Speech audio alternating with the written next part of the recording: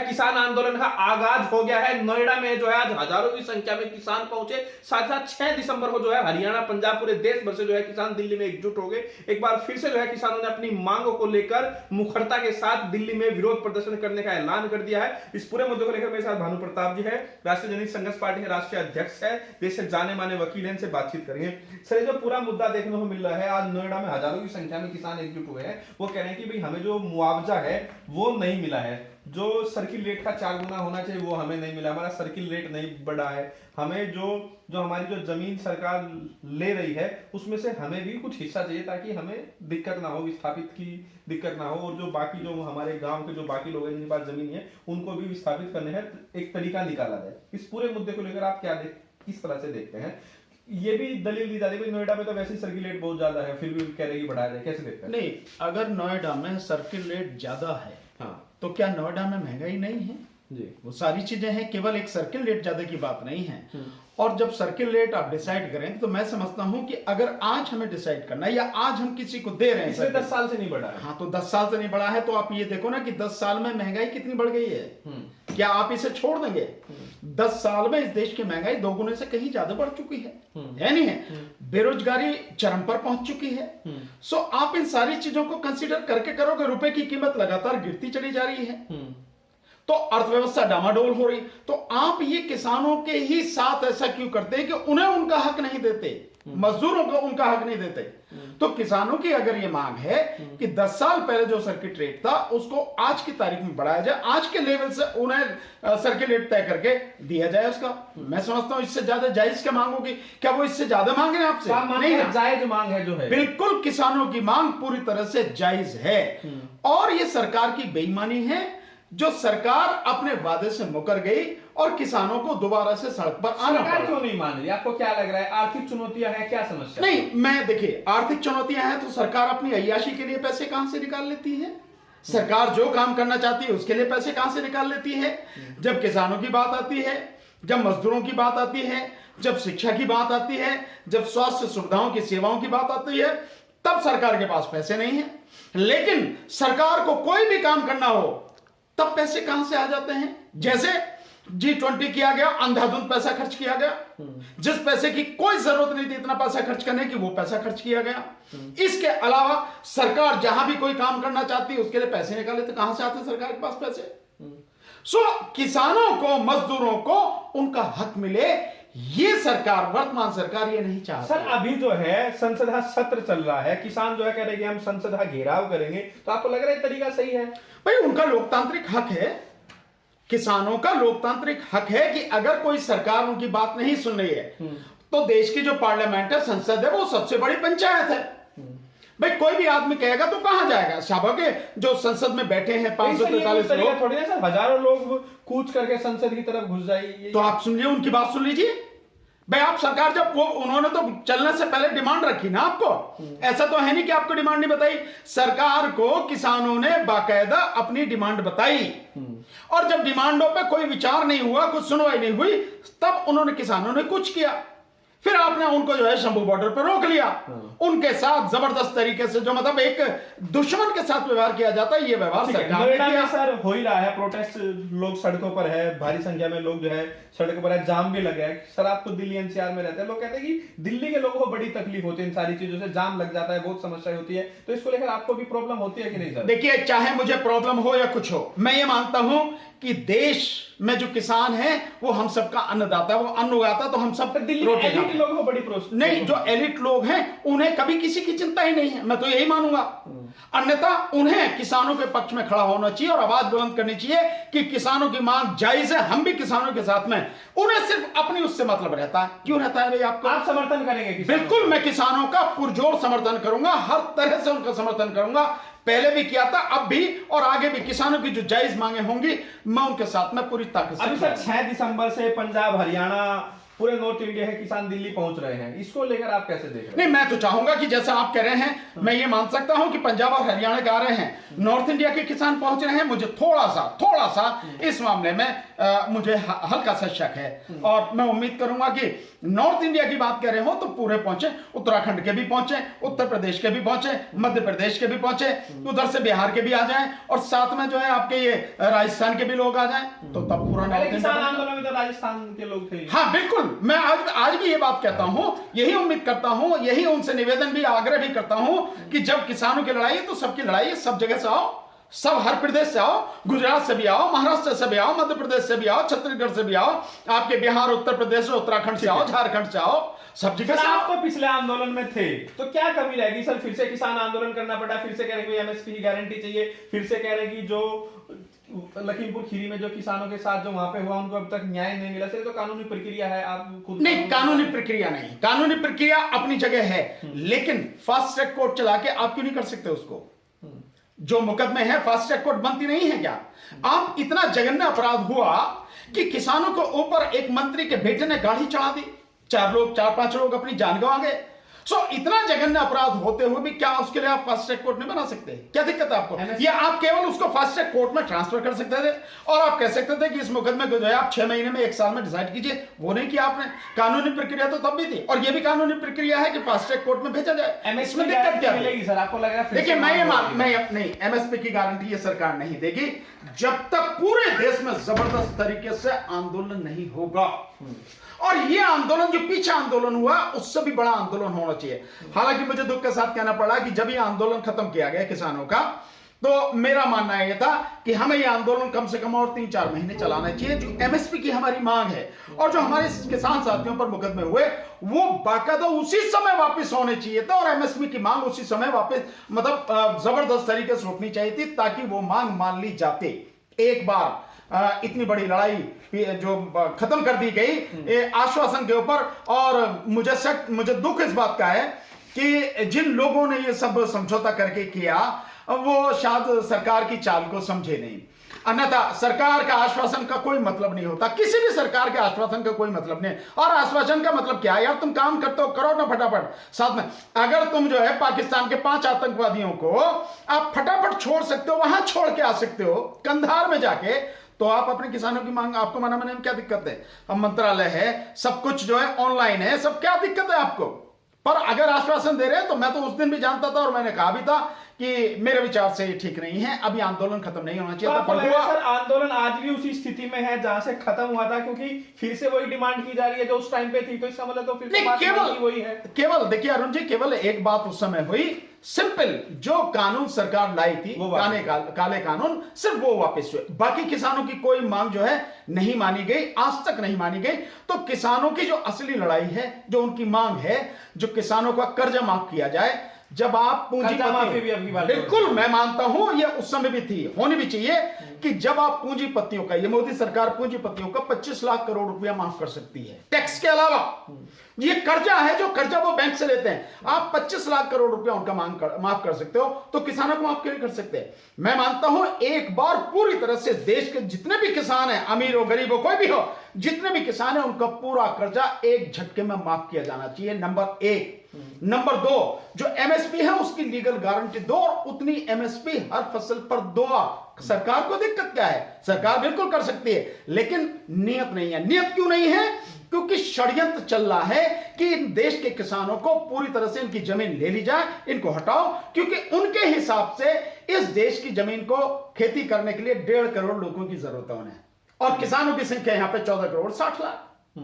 इस स्थिति में वो क्यों चाहेंगे किसानों को कुछ भी देना? तो नियत उनकी ये है, और ये अंतर्राष्ट्रीय षड्यंत्र के तहत है सब कुछ, केवल राष्ट्रीय नहीं, राष्ट्रीय के साथ साथ ये सरकार अंतर्राष्ट्रीय षड्यंत्र के कारण किसानों को उनका हक नहीं देना चाहती। नहीं तो देने में कोई दिक्कत नहीं है, पैसे की कोई कमी नहीं है, संसाधनों की कोई कमी नहीं है। अगर बिजली का बिल नहीं बढ़ाया जाए तो ये तो सरकार के सामने से चुनौती रहती है। क्या दिक्कत है? सरकार के जितने भी मंत्री हैं, जितने भी एमपी हैं, एमएलए हैं, कितने हैं, इन सबके बिल नहीं होते? इन सबके कहां बिल होते हैं? ये सब कुछ सब माफ है इनको, टेलीफोन इनको माफ है, यात्रा इनको माफ है, किसान को क्यों नहीं हो सकते बिजली? और जब दिल्ली में बिजली पानी फ्री दिया जा रहा है, तो यहां किसानों को क्यों नहीं दिया जा सकता? देश में बिल्कुल दिया जा सकता है।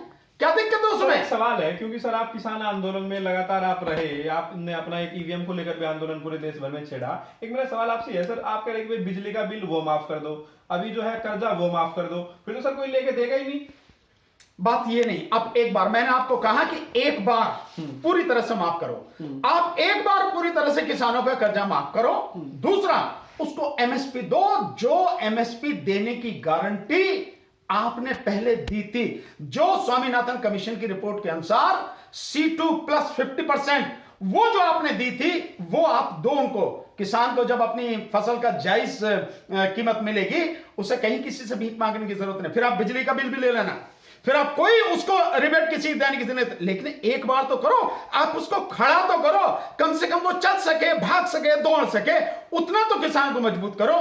अगर आप उतना मजबूत नहीं करें, किसान को भिखारी बनाए रखे हैं, उसको मजबूर बनाए रखे हैं, मजदूर बना के रख दिया आपने, तो कहां से वो सब होगा? तो करना तो पड़ेगा। जो पूंजीपति हैं, जो जिनके पास अथाह पैसा है, अगर सरकार उनका 25 लाख करोड़ माफ कर सकती है, तो किसानों को माफ करने में क्या दिक्कत है सरकार को? तो आप कह रहे सर ये कर्जा इसलिए हुआ क्योंकि उनको अपना भाव नहीं मिला अपने प्रोडक्ट का। निश्चित रूप से भाई, आप यही मानेंगे ना कि जब आप वो नहीं दे रहे, अगर उन्हें अपनी जो कीमत फसल है उसकी जायज कीमत मिलती, जो तय हो रही है, अगर वो आप क्या कीमत देते, तो किसान को क्या जरूरत है? कहीं भी आपसे जरूरत नहीं। किसान कभी भी नहीं चाहता कि किसी से कुछ मांगे, वो तो देने वाला रहा है हमेशा, आज भी दे ही रहा है। आपको लग रहा है सर आंदोलन हो पाएगा, खड़ा हो पाएगा आंदोलन? मैं इस विषय में नहीं कह सकता, क्योंकि जब तक सारी चीजों की जांच पड़ताल न कर ली जाए, जब तक सबको देख लिया न जाए, मैं नहीं कह सकता।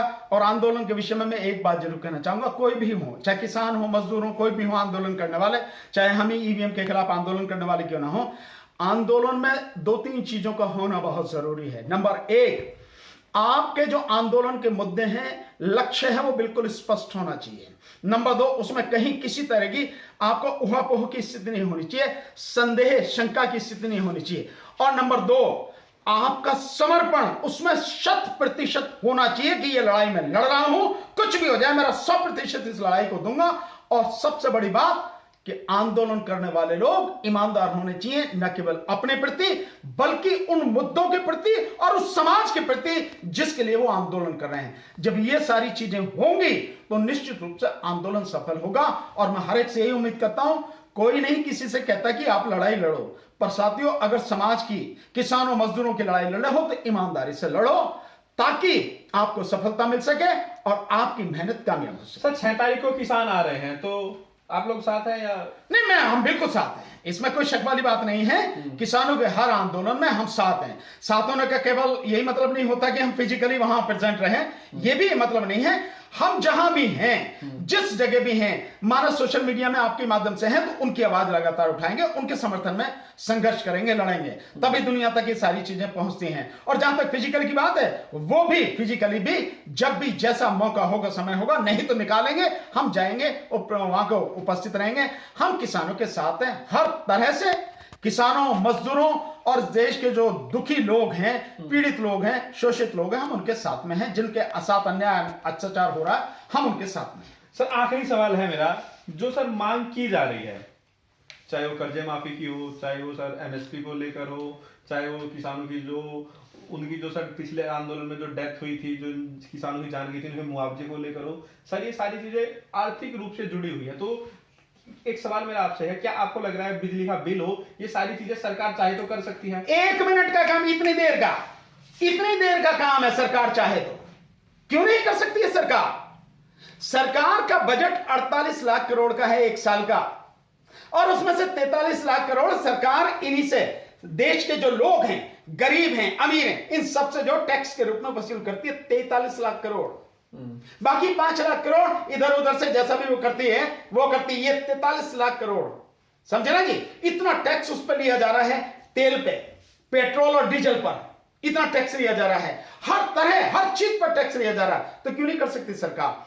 सब कुछ किया जा सकता है, नीयत साफ होनी चाहिए। आप नहीं कर सकते 1 साल में, कोई बात नहीं, आप 2 साल में कर दो, 2 बजट में कर दो, इसको आप करके कर दो, 3 बजट में कर दो। नियत तो होनी चाहिए आपकी। भाई कितना भी कर्जा है, कितनी भी चीजें हैं, ये आर्थिक रूप से मैं मानता हूं, लेकिन आर्थिक रूप से इतनी नहीं है जितना दिखाया जा रहा है। सरकार बड़े आराम से 2 से ज्यादा 3 बजट में सब कुछ लग रहा किसानों है पे मोदी सरकार करेगी किसानों के लिए। मोदी नहीं करेगा कुछ भी। मोदी की तो नस्ल ही ऐसी है कि किसानों और मजदूरों को कुछ नहीं देगा, इस देश के बेरोजगार युवाओं को कुछ नहीं देगा, सिर्फ और सिर्फ अपने पूंजीपति यार हैं उनकी जोड़ी को सलाम करता है, उन्हीं को देगा, जो भी को देगा, किसी और को कुछ नहीं देगा। तो सर फिर तो यही बात हुई, किसान आए जाए उससे कोई मतलब नहीं है फिर। नहीं, उसको मतलब नहीं है, लेकिन किसानों को अपनी लड़ाई लड़नी चाहिए, जब तक है पूरी ताकत से लड़नी चाहिए। और मैं तो एक बात और कहता हूं, मैंने पहले भी कहा था किसान आंदोलन में कि आपको अपने मुद्दों के साथ में ईवीएम का मुद्दा भी किसानों को जोड़ना चाहिए। मैं दावे के साथ कह रहा हूं, ईवीएम हटेगी तो सरकार हटेगी, सरकार हटेगी तो आपकी बात सुनी जाएगी। अगर ईवीएम नहीं हटेगी तो मोदी को नहीं हटाया जा सकता, और मोदी नहीं हटेगा तो ना तो किसानों की मांग मानी जाए, ना मजदूरों की, ना किसी की। ये बहुत जरूरी, इसलिए ईवीएम की लड़ाई को इसमें साथ में लेना जरूरी है। आप चुनाव सुधारों को लेकर लंबे समय से आवाज उठाते रहे हैं, उसमें मशीनों का भी मुद्दा है। अब तो कांग्रेस पार्टी भी कहने लगी कि भाई हाँ, कह रही है सिर्फ, अभी ऐसा कुछ मुझे दिख नहीं रहा कि हाँ वाकई में कांग्रेस के एक्शन से लगे कि ये वाकई में बहुत सीरियस है, ऐसा मुझे नजर नहीं आ रहा अभी। आप जो सारी कब से आंदोलन कर? नहीं, हमारा आंदोलन 10 तारीख से शुरू है, 10 दिसंबर से हमारा आंदोलन शुरू है। 10 दिसंबर में दिल्ली में जो तालकटोरा स्टेडियम में है, उसमें हमारी एक बड़ी मीटिंग है, और आपके माध्यम से मैं तमाम साथियों को जो सुन रहे हैं उन सबको कहूंगा कि ईवीएम की लड़ाई हम पूरे तरीके से 10 दिसंबर को शुरू करने जा रहे हैं, और पहली लड़ाई 10 से 15 दिसंबर के बीच में दिल्ली में एक व्यापक यात्रा के रूप में शुरू होगी, और उसके बाद पूरे देश में होगी। किस किस तरह से क्या होगी इसकी सारी घोषणा हम दिल्ली के तालकटोरा स्टेडियम में 10 दिसंबर को करेंगे। मशीनों का मुद्दा रहेगा, किसानों का भी मुद्दा रहेगा? किसानों का मुद्दा ऑलरेडी है, किसानों का मुद्दा रहेगा, जो ठेका प्रथा चलाई जा रही है वो मुद्दा रहेगा,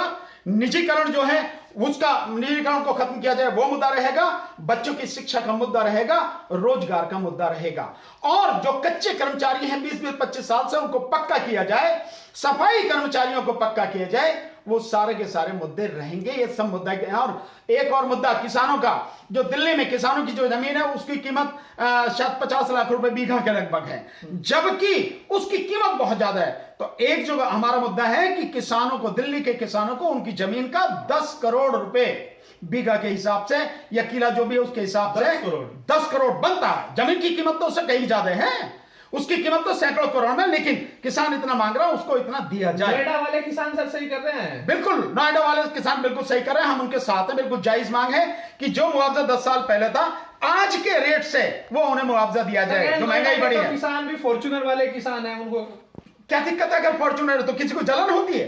अगर किसी किसान के पास में फॉर्च्यूनर है तो किसी को जलन किस बात की है?